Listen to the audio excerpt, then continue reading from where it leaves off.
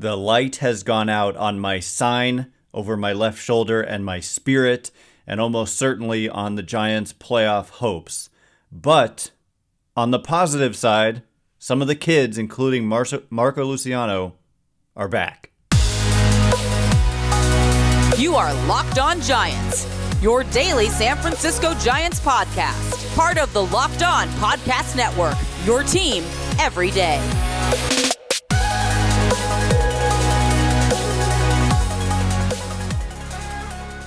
Hello and welcome to Locked On Giants, part of the Locked On Podcast Network, where it's your team every day.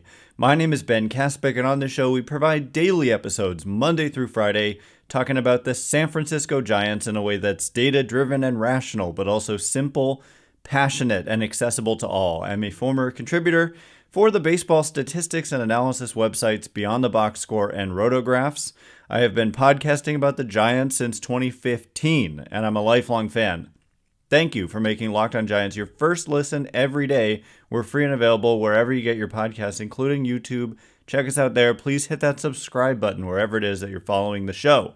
Also, download the Game Time app, create an account, and use code LOCKEDONMLB for $20 off your first purchase.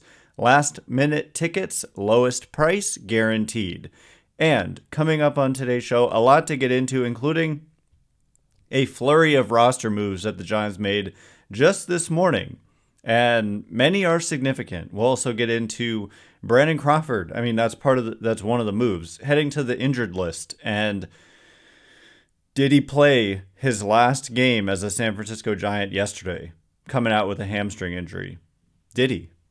And also Tom Verducci of Sports Illustrated just ripping the Giants. We'll discuss his article when he called them the most boring contender, and he went into detail about why, and so we'll break that down. But the roster moves are where I want to start. Honestly, I probably would have started elsewhere if these roster moves weren't so significant, but they're super significant. So there's a lot of them. Let me just run through. So Tristan Beck and Marco Luciano were recalled from AAA. Tyler Fitzgerald was selected from AAA, meaning he wasn't on the 40-man roster, so he was added and called up.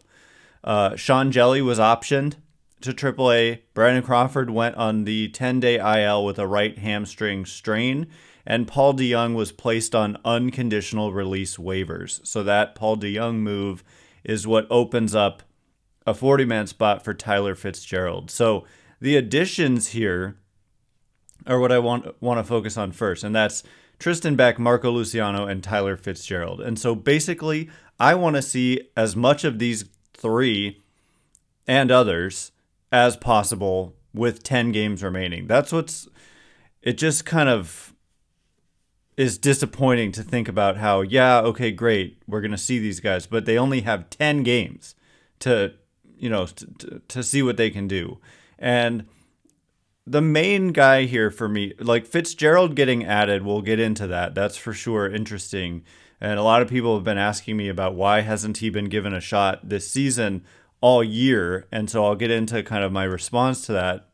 But the main guy here for me is Marco Luciano, because he, by many publications, prospect analysis publications, has long been considered one of the top prospects in baseball.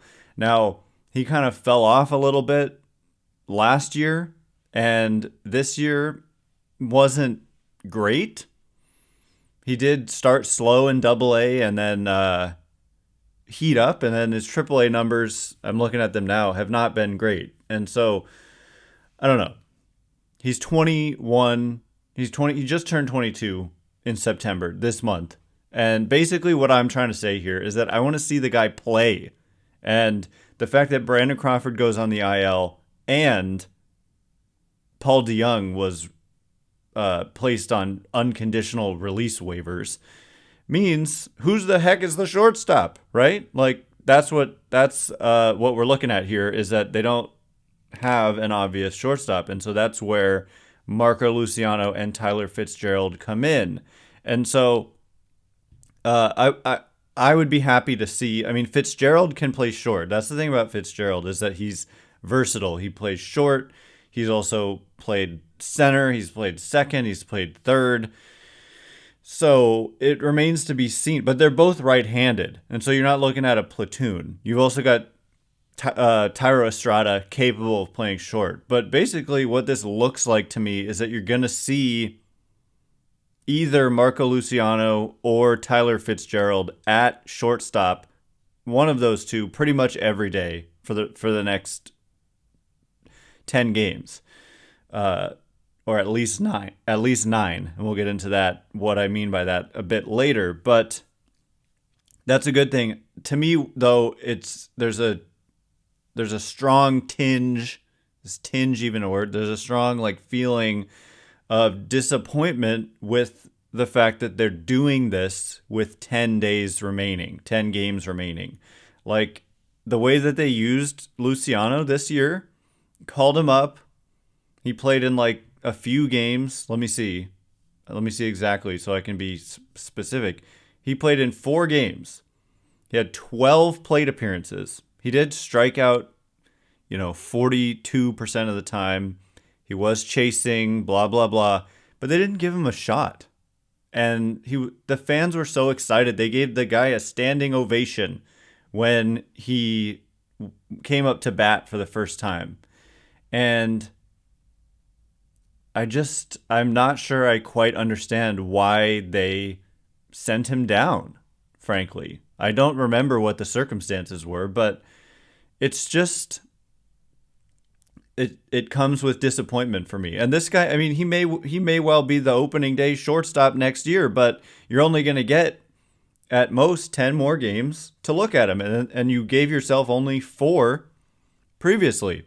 And so I think they make a lot of their decisions based on analytical data that they're seeing, from AAA performance, etc. And so they kind of make the determination that, he's not going to be able to hit righties or high velocity or whatever beforehand. And so we don't get a chance to kind of see them get an opportunity.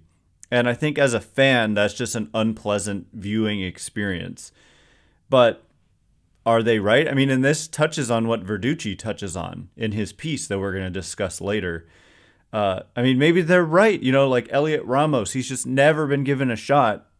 I frankly think it's because they just simply don't think he would succeed if he was given a shot. And they think that with a high level of confidence, they think that there's a high level of confidence. And they're probably right. That being said, where are the good prospects? I mean, I know Patrick Bailey and Matos has been given a real shot, but I just want to see Marco Luciano. As a fan, I want to see this guy. We've been hearing about him for years. And he's here. So is Tyler Fitzgerald. So we'll get into Fitzgerald and also Brandon Crawford. And the legitimate question, has he played his last game as a San Francisco Giant? And are they going to kind of not give him his due farewell like they did with somebody else? We'll talk about that as well in just a minute. And before we do, I need you to know that this episode is brought to you by our good friends over at Game Time. Buying tickets to your favorite event shouldn't have to be a stressful event in and of itself, which for me, it often is when I'm buying tickets. For me, going to see the Giants on the road is one huge example. If it's a stadium I've never been to, and you're looking at a 2-dimensional map, and you're looking at different levels, like upper deck, second deck. Some stadiums have 5, 6 decks. How am I supposed to know what the view is like from those seats from a 2-dimensional map? Well, Game Time has images of seat views, which are a game changer. And then I also worry about, am I getting the best price? Because maybe I buy 4 months in advance, or maybe I'm buying at the last second. No matter what, I'm not sure I'm getting the best price, but with the Game Time guarantee, it means you'll always get the best price, because if you find tickets in the same section and row for less, Game Time will credit you 110% of the difference. So snag those tickets without the stress with Game Time. Download the Game Time app, create an account, and use code LOCKEDONMLB for $20 off your first purchase. Terms apply. Again, create an account and redeem code LOCKEDONMLB for $20 off. Download Game Time today. Last minute tickets, lowest price guaranteed. All right, as promised, we are going to get into Tyler Fitzgerald as well as Brandon Crawford perhaps playing his last game as a San Francisco Giant. Thanks again for making Locked On Giants your first listen every day. Everydayers tomorrow. Yeah, we're going to be discussing a game. The season's not over. They go to LA. Their Giants play the Dodgers tonight at 7:10 Pacific. You can catch every pitch of the Giants' hometown broadcast with SiriusXM on the SXM app. Search Giants.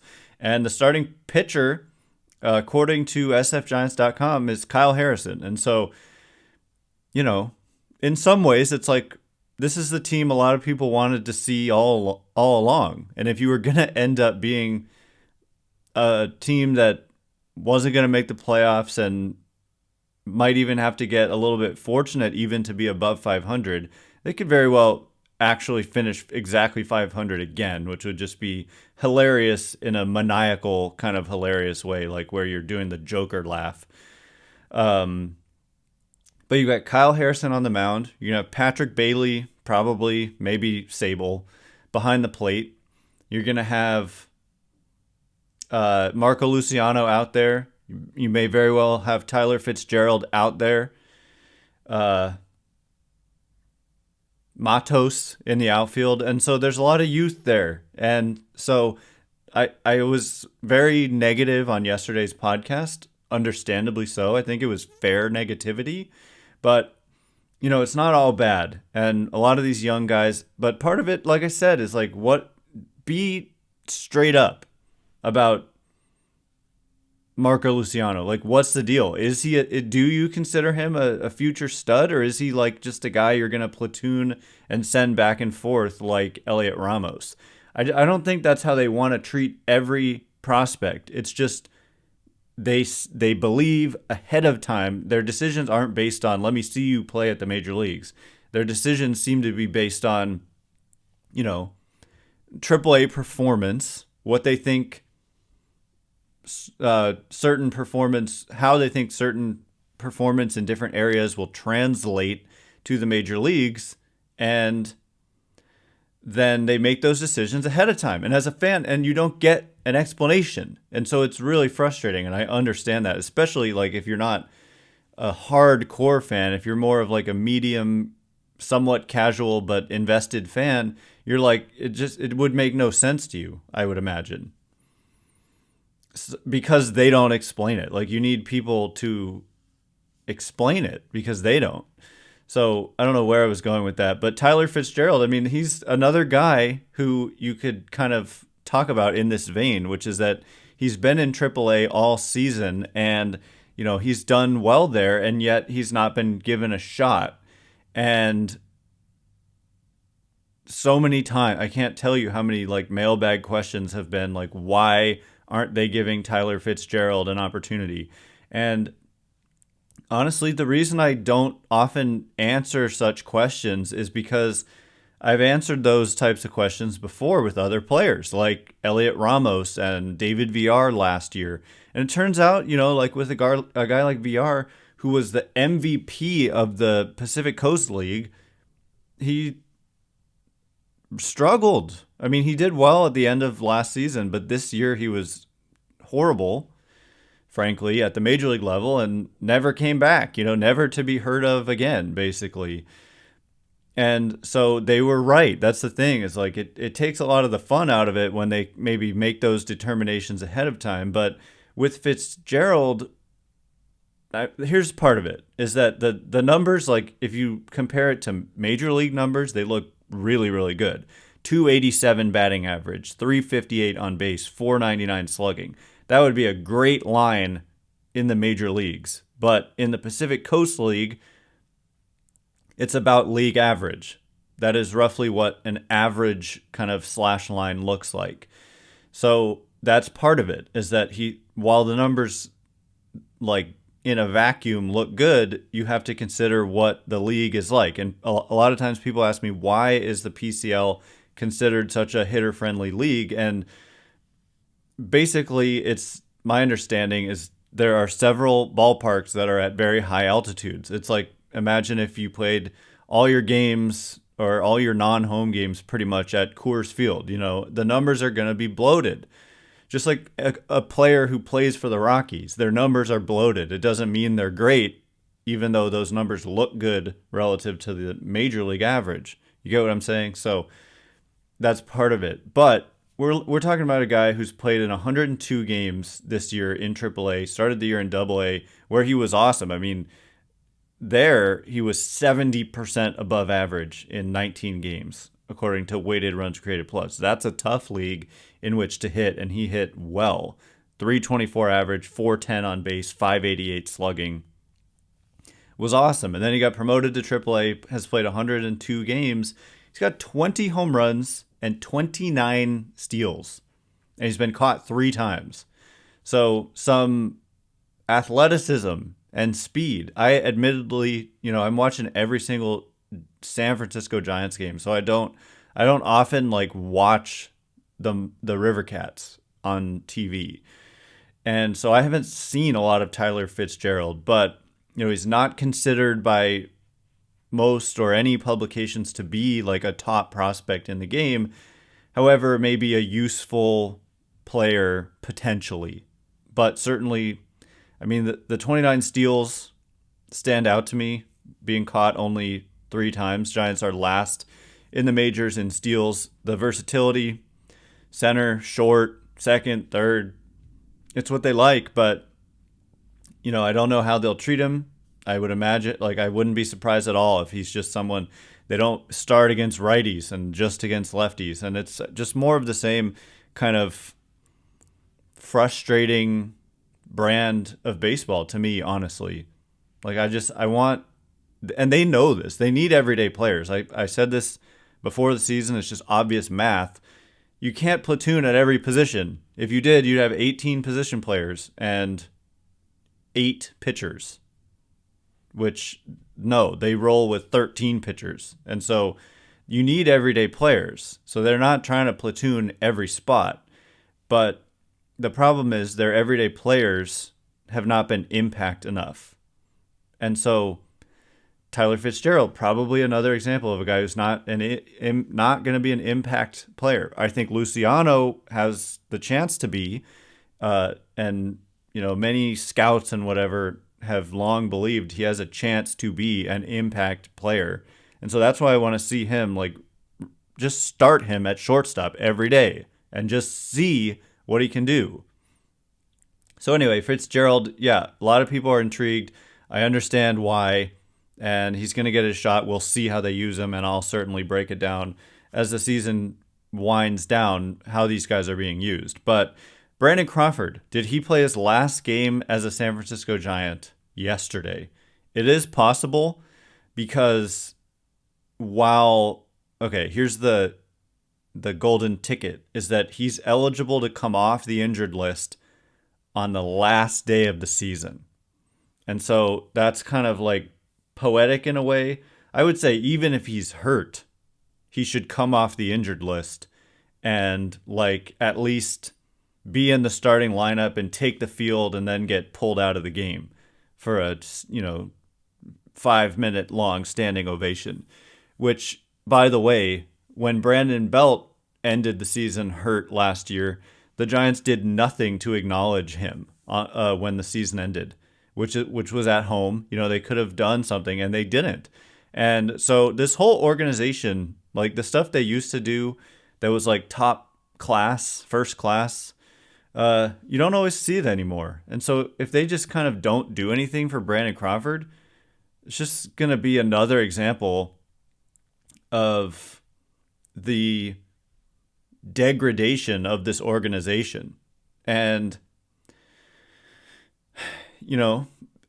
I hate to say it, but losing that kind of human touch and human side, I feel like it's not just an internet troll kind of thing to say. The Brandon Belt example is a good one.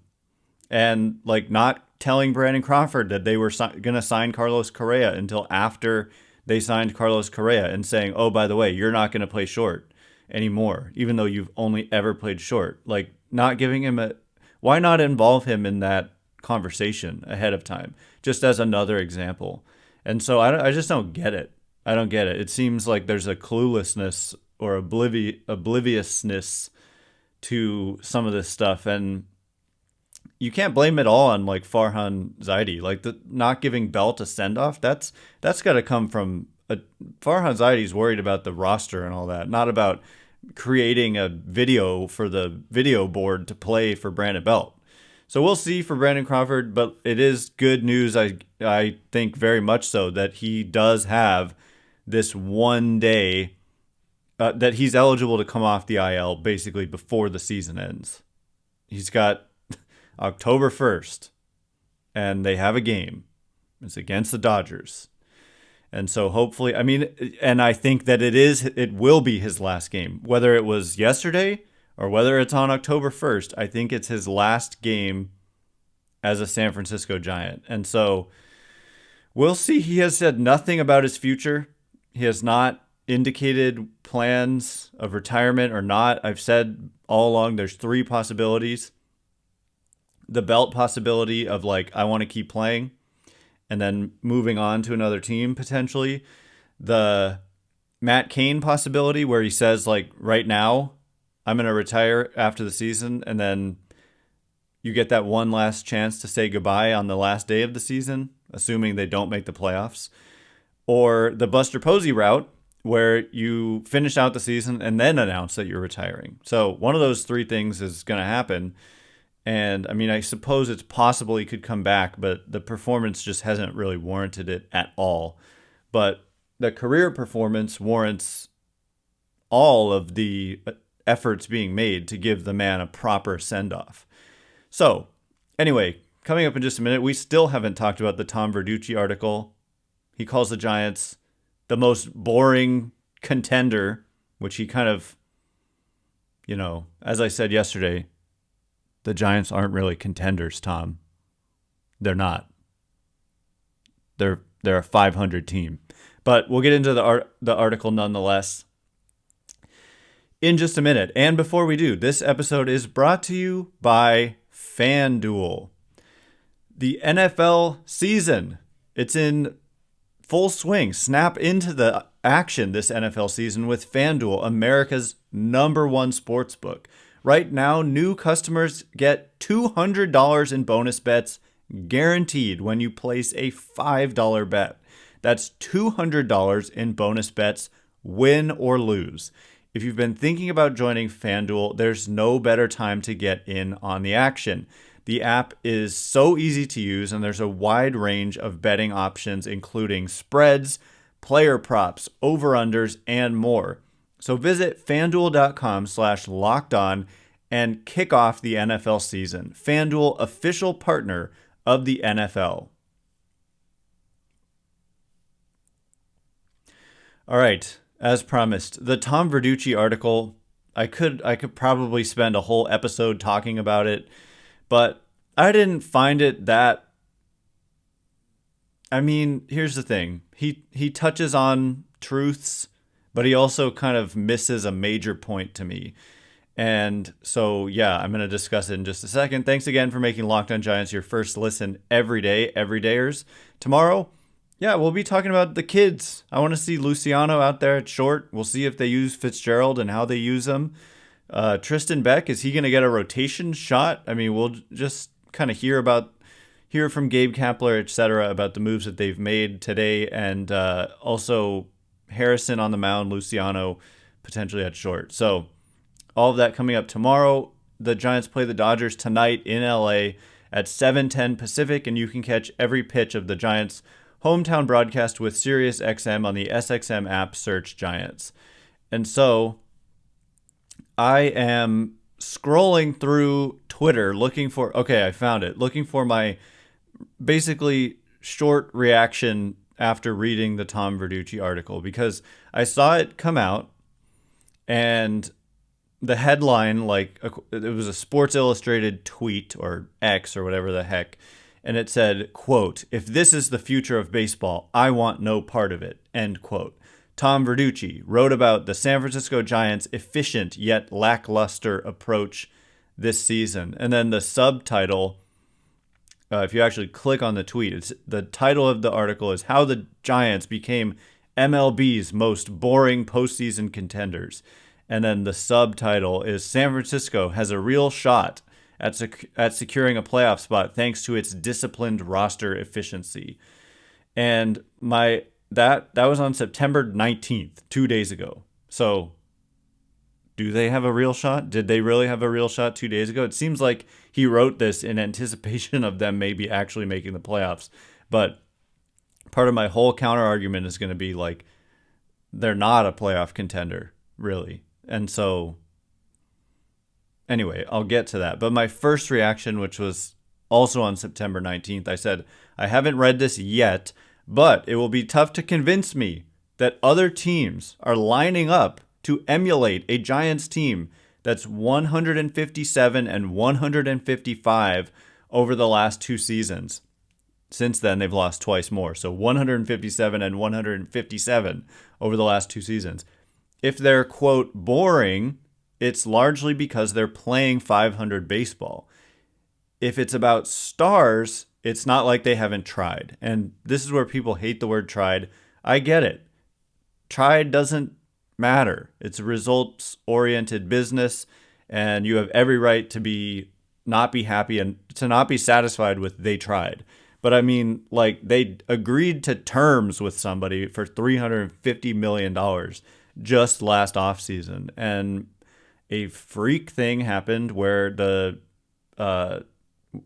physical revealed a unexpected injury or problem with an ankle, and so it fell apart, and that's just unfortunate.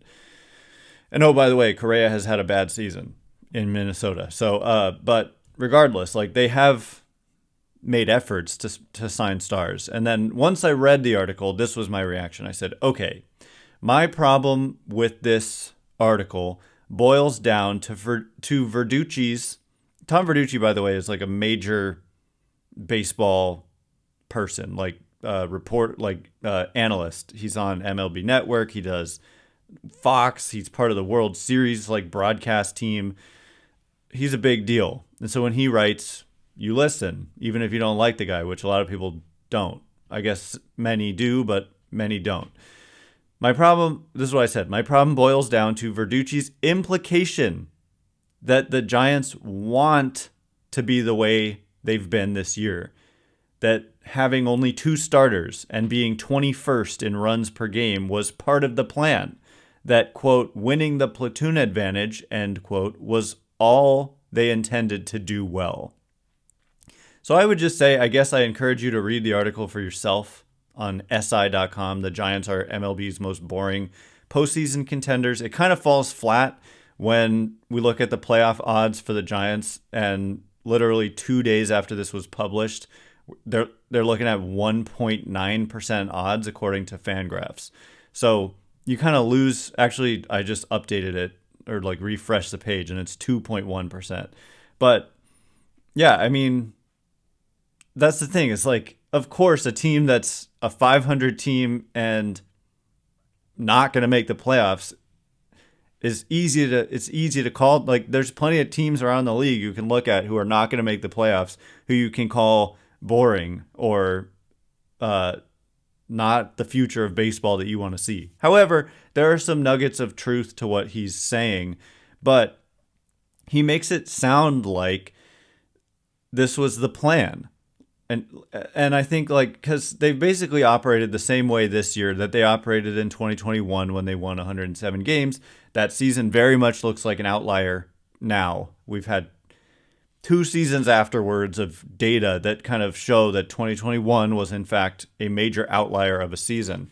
But, what would really be brave would be to write that article in 2021 and call them the most boring postseason contenders, doing exactly then what they are doing now. I mean, pitching staff wasn't quite as in shambles, but They did. I strongly disagree with the notion that they like wanted to only have two starting pitchers for the majority of the year. They were gushing about how, and the media was too, about how the strength of this team was the depth of the starting rotation. So the fact that they ended up with like only two starters for a large chunk of the year, which Verducci makes sure to point out, I don't think it was by design.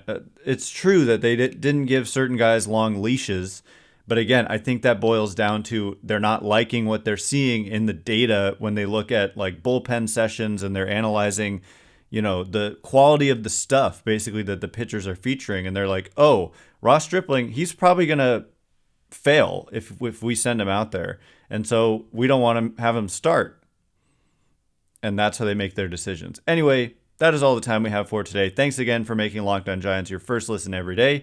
Everydayers, tomorrow, Giants-Dodgers. Giants play the Dodgers at 7:10 Pacific. And you can catch every pitch of the Giants hometown broadcast with SiriusXM on the SXM app. Search Giants. Once again, my name is Ben Kaspick. Check me out on X at Ben Kaspick, Kaspick. If you like this show, please consider rating it or leaving a review. It helps me out a lot. So thanks in advance, and thanks to everyone who's done so already. Can't wait to be with you again tomorrow. Thanks again for listening. You are now Locked On Giants.